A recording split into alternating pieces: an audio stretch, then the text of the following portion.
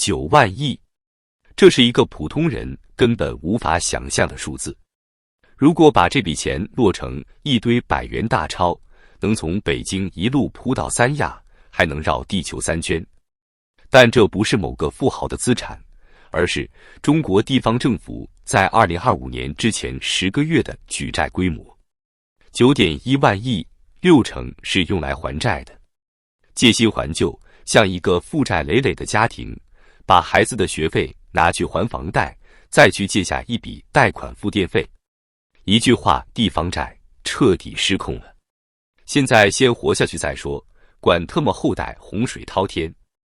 这句话正成为地方财政的真实写照。财政部最新数据显示，2025年前10个月，全国地方政府共发行债券9万1062亿元人民币，同比增长23%，创历史同期新高。其中，新增债券4.7万亿，再融资债券4.4万亿。也就是说，超过62%的钱并没有投入到任何新的建设，而是再还旧债。没错，中国地方政府正在举全国之力偿还自己过去欠下的债。这已经不是发展经济，而是拼命续命。房地产市场的崩塌像推倒多米诺骨牌。过去20年，中国地方政府最大的提款机就是土地。地价涨，房价涨，地方财政满面春风。但2023年以来，土地出让收入暴跌了40%以上，有的地级市土地拍卖流拍率高达80%。当土地财政塌陷，地方财政就像被拔掉输血管的病人，瞬间失去了生命线。为了稳住经济，防止连锁反应，地方政府只能再举债。可是举的每一笔债背后都没有现金流，建的不是赚钱的工厂，而是路、桥、学校、地铁、产业园。一座又一座灰色的水泥建筑，像是时代的墓碑。第一财经的数据冷冰冰，却像一记重锤。新增债券4.7万亿，再融资债券4.4万亿，同比增长58%。更惊人的是，今年前10个月，地方政府还额外发行了1.25万亿元的特殊新增专项债券，专门用来偿还隐性债务和拖欠企业的账款。换句话说，这些债不是为了发展未来，而是为了清理过去。借钱还钱成了全国性的财政常态。你可能会问，那还得完吗？答案是还不了。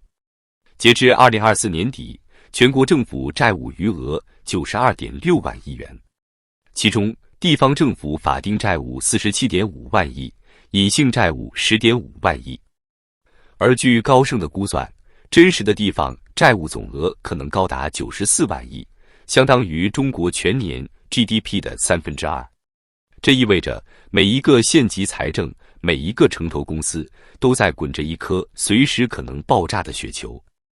这颗雪球越滚越大，利息像癌细胞一样疯长。城投公司的债怎么还？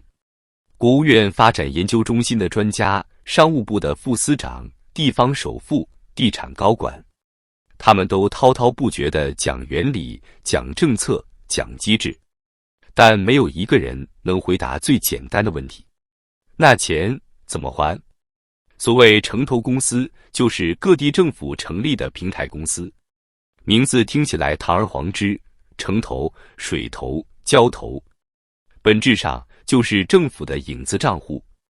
他们的任务是做公益、修路、建桥、铺管网。可是公益项目不赚钱，钱从哪来？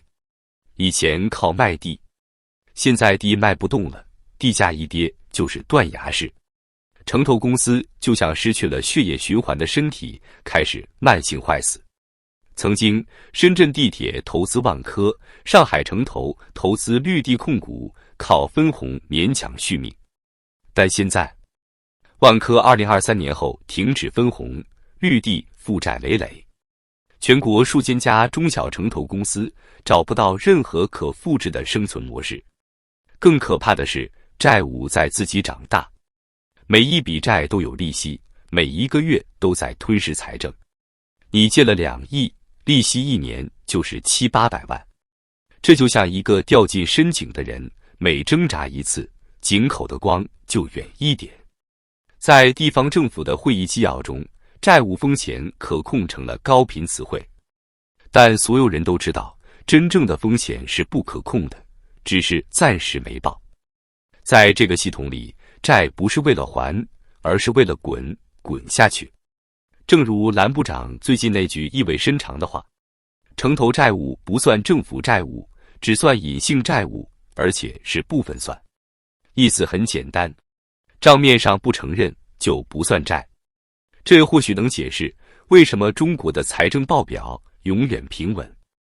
但现实中，地方银行挤兑频发，企业账款被拖，农民工工资难发，一切的平稳都是借来的幻觉。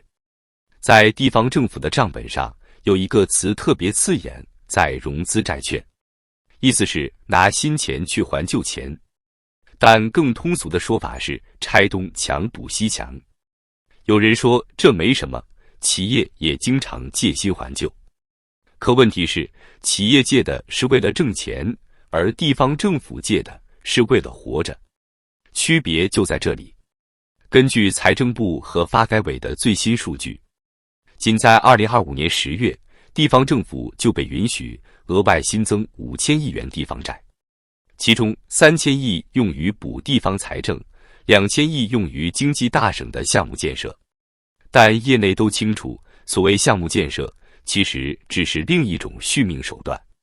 有学者算过一笔账，假如地方债利率平均为 3%， 那9万亿债券一年的利息支出就是2700亿元人民币。这还只是显性的部分，如果加上隐性债务的利息，全国每年要花超过1万亿去还利息。是的，连本金都还不起，连利息都成了沉重的枷锁。在这种债务泥潭里，地方财政的逻辑完全变了。过去政府搞项目是为了发展，现在搞项目是为了借债，因为只要有项目就能发债，只要发债就能还口气。这种挣扎的代价是地方财政的自我掏空。根据国家统计局数据，2024年全国地方财政收入下降幅度高达 8.2%， 而支出却上涨了 5.7%， 差额只能靠借钱填。这就是为什么隐性债务像藤蔓一样疯涨。据高盛估计，中国地方融资平台的债务高达94万亿人民币，是美国联邦政府债务的1半，但它完全不在官方数据之内。这就像家庭账本里藏起来的那张信用卡账单，你看不到，却在每天吞噬你的未来。更令人心惊的是，这些债的另一端是地方的银行体系。地方城投从谁那儿借钱？从地方银行。谁给城投兜底？还是地方财政？政府借钱给自己，自己担保，自己再发债去还。这是一场自我循环的幻觉游戏。一旦资金链断裂，连锁反应将是灾难性的。事实上，这种崩盘前兆已经频频出现。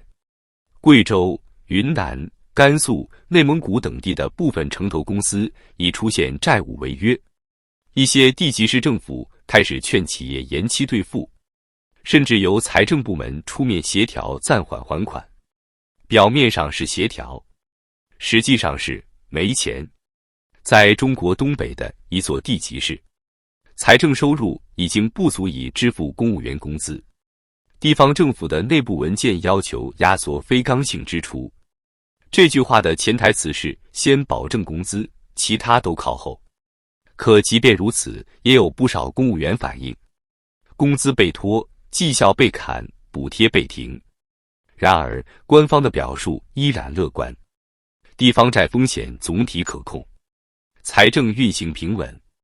这些词看似镇定，但没有一处能回答核心问题：钱从哪里来？未来靠什么还？根据 IMF 的数据，中国的总债务率已超过 GDP 的300%，远高于日本、美国等发达国家在同等发展阶段的水平。这意味着国家的信用已经被提前透支30年。有人说这没关系，中国可以无限发展，但别忘了，钱不是凭空印出来的。央行放水，通胀就抬头；债务扩张，货币贬值；民众储蓄缩水，社会信任坍塌。在一个债务循环中，没有赢家，唯一的出路是有人破产。只是这一次破产的不是某个企业，而是整个地方财政体系。回望过去10年，中国地方债就像一个被隐瞒的秘密，从可控到警惕，再到严控，每一个表述的转变都是一次危机的临界点。而2025年，这个临界点终于来了。